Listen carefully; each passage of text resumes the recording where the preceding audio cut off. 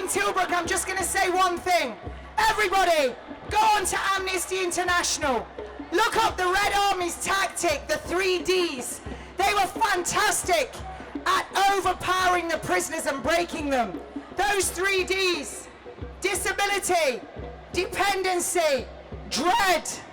Disability, they've got all of us thinking we're dirty, diseased, virus-ridden individuals. They're telling us we can spread a virus that doesn't even exist, and we have to wear a rag across our gobs. The second one, dependency. They're telling us that we need to listen to the lying liars of lies government and the BBC, and there's lockdowns and curfews because remember, Mr. Corona can tell the time and read the calendar. Then they have us in dread. People are losing their businesses. People are using food banks while Boris Johnson's still fat.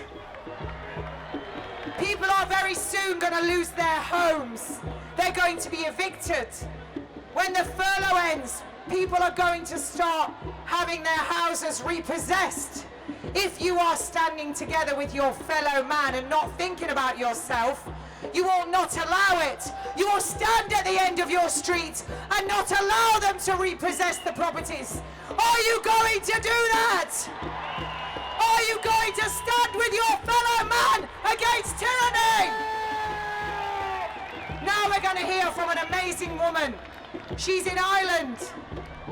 I can't even really go into everything that she's done. I'm in awe of her. She spoke out continually. She was held for 3 hours in the airport in Dublin recently. I think there's like 20 of her because she's kind of here, there and everywhere. I want to hear you have a great big round of applause for not only a colleague, she's a friend, she's soon going to be helping myself and Dr. Kevin Corbett to set up a new nursing and midwifery board.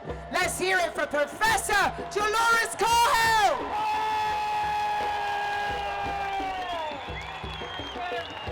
Hello, London! Hello, London! What do we want? Freedom! Freedom, truth, and love. Freedom, truth, and love. Say it. Freedom, truth, and love. Freedom, truth, and love. Okay, that's the theme of my speech. So very briefly, for anyone who doesn't know me, my name is Dolores Cahill. I'm from Tipperary. I grew up in a little farm up Tip. I'm from Ireland, and I wanted to say to hello because all Irish people and everyone in the British Isles are brothers and sisters. So hello, my brothers and sisters, and we are your brothers and sisters. So I'm here today because I spent 20 years in immunology, but in 2014, why I'm really here, even though I'm a scientist, is that I came back from Brussels, the European Commission, one night, and there was a form for the HPV vaccine for my daughter, and there was no leaflet about the adverse events. And can you imagine, I know that there are almost 200 times more chance of having an adverse event from the HPV vaccine at the age of 12 than the chance at 50 that you might get cervical cancer. So if you just remember and imagine what it's like, that I am a scientist, I'm an immunologist, and I know that vaccines can make people sick, but I'm also a mother. And if you didn't know what I knew, you would have trusted the government. You would have trusted the doctors. You would have trusted the regulators and the media. And why we're here today is that I can tell you they have breached that trust. They put out a leaflet to say that vaccines have been safety tested. Have they been safety tested? No. They tell you in the little leaflet the only thing that's going to happen if you get vaccinated is a little swelling. Is that true? No! You can get multiple sclerosis. You can get juvenile arthritis. You can get anaphylactic shock. You can get allergies. And when I've been talking to the parents, there's about 12 different autoimmune diseases you can get, and the girls that get them, they get all of them together. So that we're here, is anyone here a parent? Is anyone here an aunt, an uncle, a cousin? Is anyone here a grandparent, a neighbor? We are here to say that the truth will win out. They can't keep hiding it. The truth will win out. So what's really going on? I want to say about this coronavirus, I've just finished a report I've been working on for 2 months. And I want to honor about 20 people in Ireland, including one of the barristers here today, Martin, and all the people at home like Howard and Tracy and Dave and Fintan, they all know who they are, and Eamon, because we have come together because we've been working for the doctors and the Department of Health and the General Register's Office and the Chief Statistics Office, and not me but other people have been using this notice of liability. And we were writing to the doctors, Department of Health, and saying, who is signing the death certs? Okay, because to solve this problem, this is a global problem, you have to actually lay the problem down at an actual doctor who is a person, or the minister, or the Prime Minister in Ireland, Micheál Martin, or Boris Johnson. So we were writing and saying, who signed the death certs? And the doctors were saying, it's not us, go to the Department of Health. The Department of Health was saying the General Register's Office. But it turns out in Ireland, the responsibility lies with the coroners. And those coroners, there's an act, and if they don't do an autopsy and they don't do their job and question a diagnosis of COVID-19, the coroners can go to prison. And the crime is malfeasance. And in the UK, it's 10 years in prison.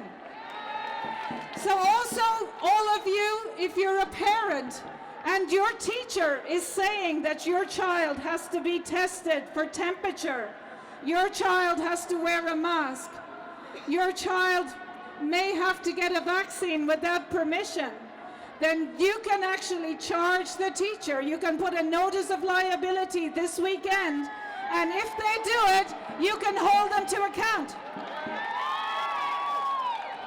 So you can write your own notice of liability or search for one. It's very simple. If you, teacher, are putting a mask on my child, I will do it. We have a letter, yeah, and we will put it on where we have World Doctors Alliance, and we also have different organizations. But with that letter, what we've done in Ireland, people have written to the coroners, and they were telling us the deaths, sadly, were 1,700. But we have been writing since May. And now, in the last week, the Chief Statistics Office in Ireland has come because we laid the responsibility at their door. And they said the total number of people that died in Ireland of coronavirus in November, December, January 2020, February 2020, and March 2020, guess how many people? Zero. Zero. Zero. So all of this legislation, this public health emergency that Boris has brought in, and Matt Hancock, and Priti Patel, who's going to call the police if you have 7 people in your back garden, it's all based on a public health emergency. How can you have a public health emergency if 0 people die? 0. And what I would be saying to you is, Ireland and England, Wales and Scotland, we're all in the same region. So in the coronavirus peak is between December and April. If nobody is dying, official statistics, then the legal basis of the public health emergency is not there. End the lockdown. Freedom and truth. Freedom and truth. So what we have to do to end this, all of you are here. So one of the things, the main things you have to do is to imagine a world where politicians actually did what they were supposed to do and make our lives better. You imagine that? Remember the politician that you might have admired? And then in your mind's eye, you have to say, well, we are going to register for elections, and you are going to stand for election, or you're going to build a network of people from your county here today. And we are, or the other thing you can do is with your MP, get 500 people to sign and recall those members of Parliament. Recall Boris Johnson. Recall Matt Hancock. Recall Priti Patel. You have the power to do it. And you don't have to, one message is, don't waste your energy on trying to wake up people, because there's a Native American expression, you can't wake up people that are not asleep. You can't wake up people. So that principal knows that it's wrong. The restaurant owner knows it's wrong to track and trace you. The good police here on duty, they know in their hearts and souls what they're doing is wrong. And it's simply not good enough. It is not good enough for a restaurant owner to say it's the guidelines. It's simply not good enough for a teacher to take the temperature of a child, to force them to wear masks, because they are psychologically undermining them. Where are the doctors? Where they're here, but where is everyone else? Where are the doctors, the psychiatrists? So what you can do, you can write a notice of liability, you can write to your members of Parliament, you can try and get Boris Johnson recalled, Matt Hancock, Priti Patel, because those people are not working for England, for Wales, for Scotland, for Ireland. They're working for themselves. They are betraying you. They are cowards. What they are doing is treason. They are killing people. They are psychologically damaging children.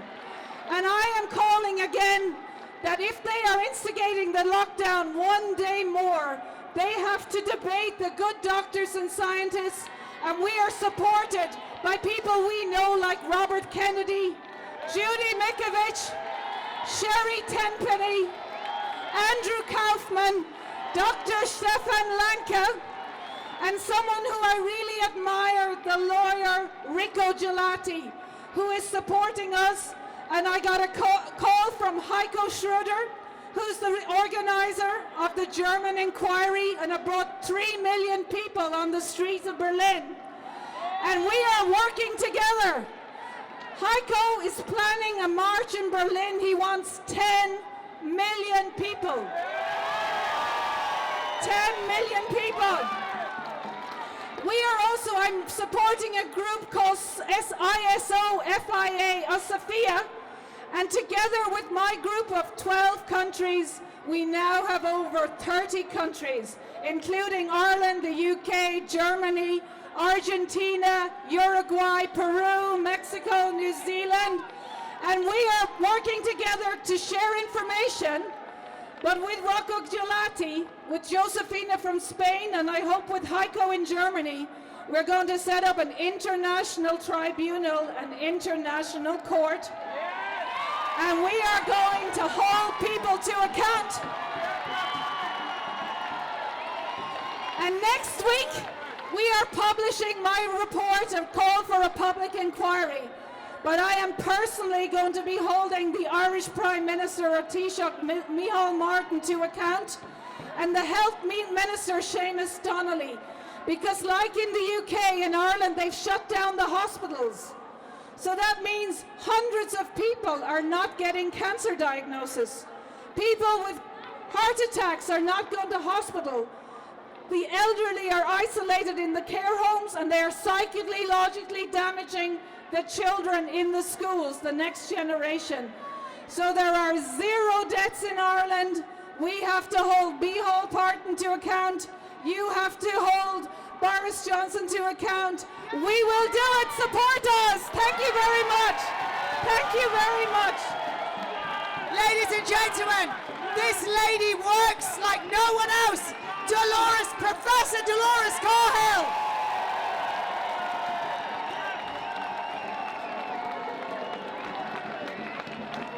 The Irish flag.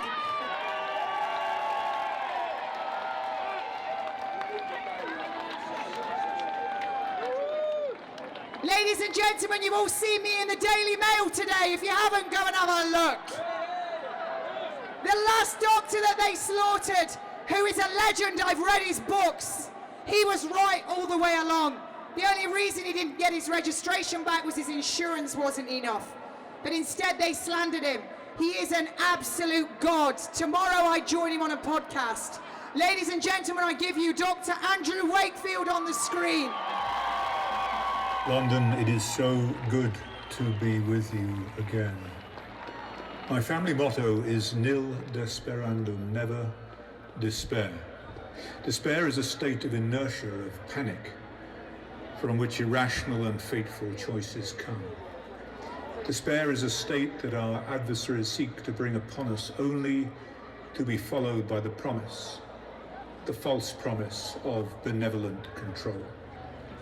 That is not the people of England, not the people of the UK or the free world. You do not look to me like people given to despair.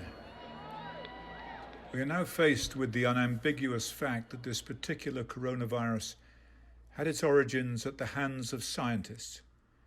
It was made by man. Such precarious experimentation has been denounced by many scientists for fear of the havoc that it can unleash, that it has unleashed. But a virus does not need to kill more than a small minority of the people it infects to instill a sense of terror into people and destroy economies. That can be done very effectively by the media, with the financial resources of vaccine makers and the public health puppets and experts who dance to farmers' insistent tune. It can be achieved by distortion of the data, coercion to comply or face arrest, fines and exclusion from society. It can be achieved by ignoring safe and effective alternative treatments that have been ignored, sidelined, and fraudulently misrepresented. That has been the case. I've just released a new film, 1986, The Act, that for certain the authorities do not wish you to see. A film about how bad policy concerning unsafe vaccines based on industry fraud can infect the entire world. How it can give the vaccine makers such power, such wealth, that they can own the politicians, they can write policy, they own the media, they own doctors and medical training, they own the medical journals, they own almost everything. But they cannot own the hearts and minds of the public. They do not own your hearts nor your minds. They must not take our freedoms from us. You stand with many, many people worldwide who hold your beliefs, and I stand with you. Go well, my friends, go well. Dr. Andrew Wakefield! Ladies and gentlemen, this little boy's been asleep the whole time, and he's just woke up. This is what we are here for today!